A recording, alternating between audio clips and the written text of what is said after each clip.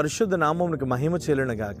మరొక వాగ్దానంతో మీతో మాట్లాడడానికి ప్రభు చూపిన కృపను బట్టి ప్రభుని నేను గణపరుస్తున్నాను. ఈవేళ ప్రభు మీకు ఇస్తున్న వాగ్దానం కీర్తనల గ్రంథం 30వ కీర్తన 11వ వాక్యాన్ని ప్రభు మీకు వాగ్దానంగా ఇస్తున్నారు.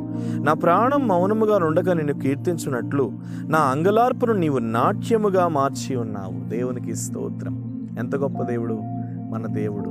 మన అంగలార్పును దేవుడు ఎలా మార్చాడంట? నాట్యముగా. దేవునికి స్తోత్రం. నిజమే, నీ అంగలార్పును నాట్యముగా మార్చిన గొప్ప దేవుడిని నువ్వు కలిగి ఉన్నావు. Praise the Lord. హల్లెలూయా. ఒకవేళ ఈ వాగ్దానం చూస్తున్న వారు మీ ఇంటి పరిస్థితులను బట్టి కన్నీళ్ళు ఆగలేని పరిస్థితులు ఉందేమో. చాలామంది ఈ రోజుల్లో మా జీవితంలో, మా లైఫ్లో సుఖం లేదండి, మమ్మల్ని ఎవరు ప్రేమించడం లేదండి, మమ్మల్ని ఎవరు ఆదరించడం లేదండి, మాకెవరూ లేరండి, మా బ్రతుకు వేస్ట్ అండి, మా లైఫ్ వేస్ట్ అండి, మా జీవితం వేస్ట్ అండి అంటున్నారు. ఒక విషయాన్ని మీరు గుర్తుపెట్టుకోండి, యేసయ్య మీ కొరకు ప్రాణం ఇచ్చిన నాటి నుండి నేటి వరకు కూడా మీ జీవితం ఎప్పుడు వేస్ట్ కాదు. దేవునికి స్తోత్రం. ఎప్పుడు వేస్ట్ కాదు. ఎందుకంటే నిన్ను ప్రేమించడానికి నీ దేవుడు సమర్థుడైన దేవుడై ఉన్నాడు. నీ అంగలార్పు, ఈరోజు నువ్వు దేని నిమిత్తం కన్నీరు కారుస్తున్నావు, ఈరోజు నువ్వు దేని నిమిత్తం ఏడుస్తున్నావు, ఈరోజు దేని నిమిత్తం నువ్వు బాధపడుతున్నావు, ఈరోజు దేని నిమిత్తం నువ్వు ఎక్కువగా వేదన పడుతున్నావు, నీకెవరూ లేరని, నిన్నెవరూ ఆదరించట్లేదని, నిన్నెవరూ ఓదార్చట్లేదని, నేను చచ్చిపోతే బాగున్నావు, నా లైఫ్ ఇంకా అయిపోయింది, చాలు ఇంతటితో ఎండప్ చేసేసుకుందాం, నా జీవితం ఇంకెవరి చేతుల్లో పెట్టను, నా బ్రతికి ఎవరి చేతుల్లో పెట్టను, ఇంకా నేను ముగించేసుకుంటానని ఒకవేళ నువ్వు అంటున్నావేమో. లేదు నాన్న, ఎవరు నిన్ను ప్రేమించకపోయినా సరే నిన్ను మాత్రం ప్రభు ప్రేమిస్తున్నారు. Praise the Lord. హల్లెలూయా. నిన్ను మాత్రం దేవుడు ప్రేమిస్తున్నారు. నీవంటే యేసయ్యకు చాలా ఇష్టం.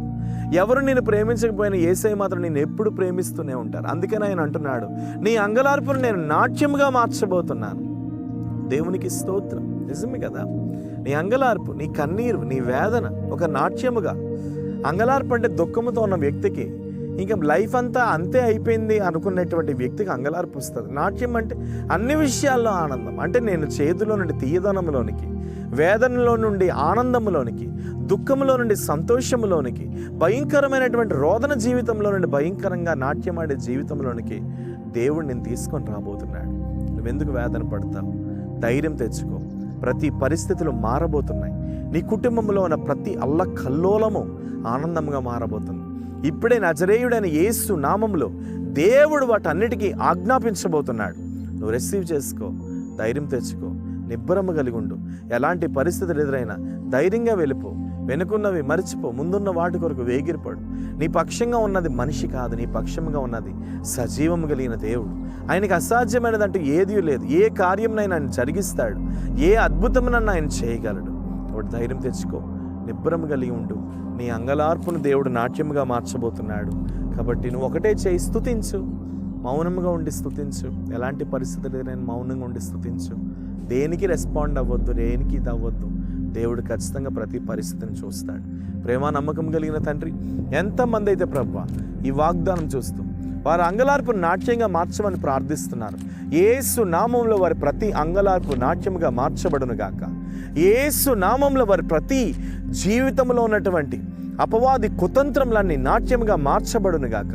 ఇప్పుడే వారి భవిష్యత్తులో నీ ఆశీర్వాదాన్ని విడుదల చేస్తున్నాం. వారి బ్రతుకులో నీ దీవెనను విడుదల చేస్తున్నాం. ఇది మొదలుకొని నీ కృప వెంబడించును గాక.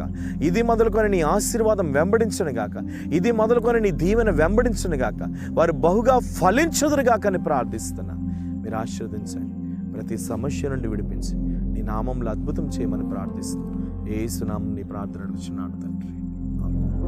God bless you. నిశ్చయంగా ప్రభు కృప మీతో ఉంది. ధైర్యం తెచ్చుకోండి. దేవుడు నమ్మదగిన వాడు. అవసరం ఉంటే కాంటాక్ట్ చేయండి. ఖచ్చితంగా మీ కొరకు మేము ప్రార్థన చేస్తాం. Praise the lord.